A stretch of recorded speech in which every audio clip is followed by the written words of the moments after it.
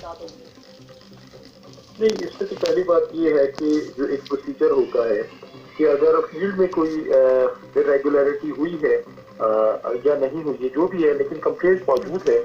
तो डिपार्टमेंट में जो सेक्रेटरी होते हैं वही डिपार्टमेंटल एक रेमेडी होती है ना, उसको पहले एग्जॉस्ट करना पड़ती है। उसके बाद दूसरी चीजें हैं, कोर्ट्स भी मौजूद है, इन्वेस्टिगेटिंग एजेंसीज भी मौजूद है, तो door is open for all कि everybody can do the task. अब दूसरी बात ये है कि क्रेडिबिलिटी का जो इशू है वो जो है अभी हमें रिपोर्ट मिली है और हमने जो है उनसे रिपोर्ट मंगवाई है कि उनका सारा रिकॉर्ड हमें आप प्रोवाइड करें, अपॉइंटमेंट से लेकर सो फार जो भी उन्होंने 8 साल हुए, 6 साल हुए, जो भी उनकी नौकरी को टेन्योर गुजरा है, तो उसमें एग्जामिन करना पड़ेगा कि वो रिकॉर्ड जो है, पहली बात है वो सही प्रेस्क्राइब मैनर के तहत अपॉइंटमेंट हुई थी और जो डॉक्यूमेंट्स हैं वो वेरीफाइड है या नहीं है। तो 2-3 उसके CORs हैं, उसकी बेसिस पे भी कोई फैसला हो सकता है।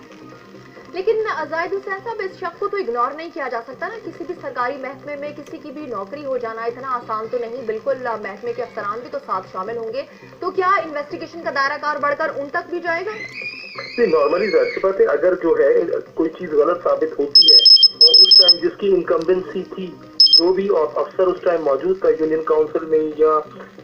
जो है डिस्ट्रिक्ट लेवल पे जो भी मौजूद थे, जाहिर सी बात है वो they will also be proved.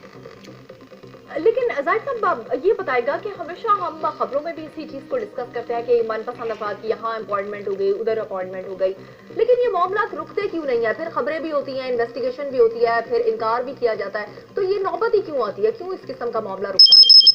असल में जो लोकल गवर्नमेंट है वो डिफरेंट, जो हमारे डिपार्टमेंट है उनसे इसलिए डिफरेंट है कि यहाँ पर जो है अपना district accounts office, AG office वाला मैकेनिज्म नहीं है जिसमें बाकायदा उनकी IDs होती हैं।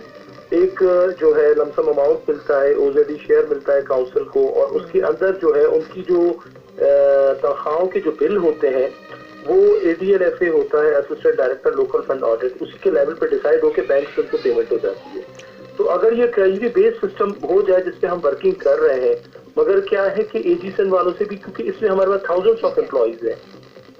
तो वो मैकेनिज्म अगर AGSN के बैकअप में इतना मैकेनिज्म है कि वो स्टोरेज डेटा है कि वो सारा कर सकते हैं, तो ये